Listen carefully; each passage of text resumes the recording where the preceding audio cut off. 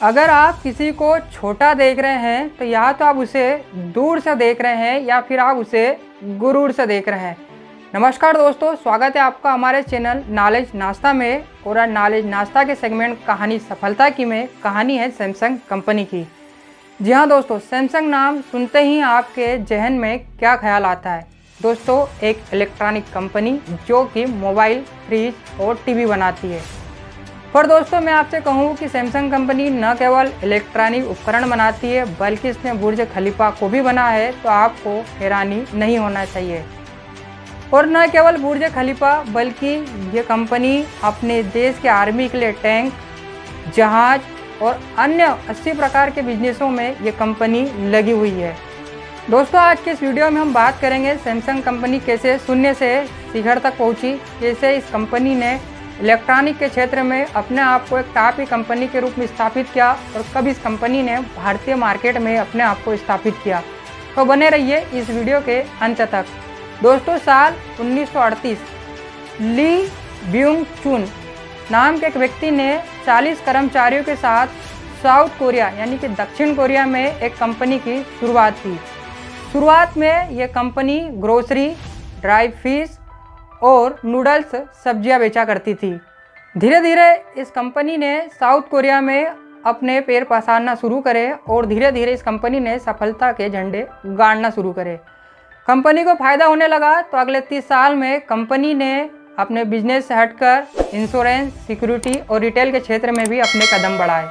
इसके बाद कंपनी ने और भी क्षेत्रों में अपने कदम रखे। साल 1969 यह वह साल था जब सैमसंग ने इलेक्ट्रॉनिक के क्षेत्र में अपने कदम रखे और इसने अपना सबसे पहले ब्लैक एंड वाइट टीवी बनाया, जिसका नाम इन्होंने रखा P3202। दोस्तों, इसके बाद सैमसंग ने और भी कई इलेक्ट्रॉनिक उपकरण बनाए, जैसे कि आपका fridge, washing machine, air conditioner. इसके बाद दोस्तों साल आया 1983। यह वो साल था जब सैमसंग कंपनी ने कम्युनिकेशन के क्षेत्र में अपने कदम रखे और इन्होंने सर्वप्रथम साल 1986 में एक car in build mobile launch किया। नाम था SC100, जो कि बुरी तरह फ्लॉप हो गया। इस फ़ोन की असफलता के बाद इस पर रिसर्च हुआ और 2 साल बाद साल 1988 में कंपनी ने एक और मोबाइल लॉन्च किया, नाम रखा CH100, लेकिन यह भी बुरी तरह फ्लॉप हुआ। दोस्तों, उस समय कम्युनिकेशन क्षेत्र में जो सबसे बड़ा नाम था वो था मोटोरोला का, जिसका दुनिया भर में चर्चा थी और काफ़ी भरोसेमंद माना जाता था। दोस्तों, सफलता के कपड़े मार्केट में आपको सीधे नहीं मिलते हैं, इसके लिए आपको मेहनत का धागा बुनना होता है। दोस्तों, साल 1993 सैमसंग के चेयरमैन ने अपने 200 कर्मचारियों की एक बैठक बुलाई और मीटिंग की। दोस्तों, इस मीटिंग के बाद ये निर्णय हुआ कि मोटोरोला की टक्कर का ही कोई मोबाइल मार्केट में उतारा जाए और उस समय सैमसंग ने SH700 करके एक मोबाइल मार्केट में उतारा और ये सैमसंग का पहला सफल मोबाइल बना, जिसने कि मार्केट में राज किया और ये कस्टमरों के दिल में बस गया। और दोस्तों, इस फ़ोन ने ऐसे ही कस्टमरों के दिल में जगह नहीं बनाई। जो फ़ोन मार्केट में सेल किए गए थे और जिनमें कमियाँ थी, उन सारे फ़ोन को वापस किया गया और जिन कस्टमरों को इन फ़ोन लिए गए उन कस्टमरों को पैसा भी वापस किया गया और कमी वाले इन फ़ोनों को अपने ही कर्मचारियों के सामने सैमसंग कंपनी ने जला दिए और ये साफ संदेश दिया कि उन्हें किसी भी मोबाइल में, किसी भी फ़ोन में किसी प्रकार की कोई कमी बर्दाश्त नहीं है। दोस्तों, यहाँ जहाँ सैमसंग कंपनी ने अपने कर्मचारियों को एक कड़ा संदेश दिया, तो यहीं से सैमसंग कंपनी भरोसे का दूसरा नाम भी बन गई और इसने ग्राहकों के दिल में एक विशेष जगह बना ली।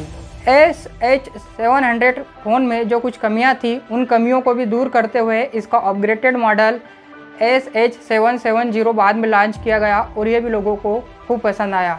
बात करें भारतीय मार्केट में सैमसंग के आने की, तो साल 2004 ये वो साल था जब सैमसंग कंपनी ने भारतीय मार्केट में अपने कदम रखे।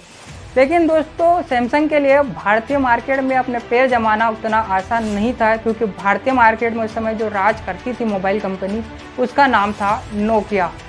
नोकिया भारत में विश्वास का दूसरा नाम बन चुका था। अब ऐसे में नोकिया को रिप्लेस करना सैमसंग के लिए कोई आसान बात नहीं थी। दोस्तों, हारा वही जो लड़ा नहीं। धीरे धीरे सैमसंग ने अपने दमदार और स्टाइलिश मोबाइल के बदौलत साल 2009 और 10 आते आते भारतीय मार्केट में अपने पैर जमाना शुरू कर दिए और इसके बाद साल 2011 में सैमसंग ने लॉन्च किया अपना सैमसंग गैलेक्सी, जिसने न केवल भारतीय मार्केट में बल्कि दुनिया भर के मार्केट में एक नई खलबली, एक नई सनसनी मचा दी और भारतीय मार्केट में भी सैमसंग ने अपने पैर ठीक से जमा लिए। न केवल दोस्तों भारतीय मार्केट में बल्कि दुनिया भर के मार्केट में, इलेक्ट्रॉनिक मार्केट में सैमसंग गैलेक्सी ने सैमसंग को स्थापित किया और इसके बाद सैमसंग गैलेक्सी नोट ने तो मानो सैमसंग को इलेक्ट्रॉनिक क्षेत्र में एक नए मुकाम पर ही पहुंचा दिया।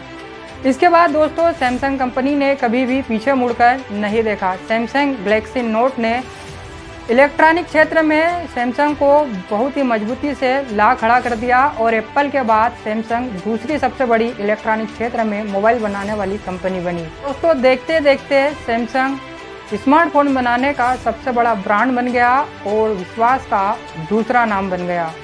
साल 1938 में जहां इस कंपनी ने केवल 40 कर्मचारियों के साथ अपनी ब्रांच शुरू की थी, आज इस कंपनी में 3 लाख से भी ज़्यादा कर्मचारी काम करते हैं। आप यदि माइक्रोसॉफ्ट, गूगल और एप्पल को मिला ले तो इनके कर्मचारियों से भी ज़्यादा कर्मचारी आज सैमसंग कंपनी में काम करते हैं। और सैमसंग कंपनी न केवल मोबाइल बनाती है बल्कि विभिन्न प्रकार के 80 तरह के बिजनेसों में ये कंपनी लगी हुई है। यह कंपनी दक्षिण कोरिया की है और यह कंपनी अपने देश के आर्मी के लिए टैंक बनाती है, जहाज बनाती है और विभिन्न प्रकार के निर्माण के कार्यों में भी ये कंपनी लगी हुई है। दोस्तों हार मान लेने और हार जाने में काफ़ी बड़ा अंतर है। जिस दिन आप इस बात को समझ जाएंगे दुनिया में आप सफल हो जाएंगे। आशा दोस्तों वीडियो आपको पसंद आया होगा। मिलते हैं किसी अगले वीडियो में कुछ मज़ेदार, कुछ मसालेदार जानकारी, कहानी या फिर किसी किस्से के साथ। तब तक आप अपना ख्याल रखिए। जय हिंद, जय भारत।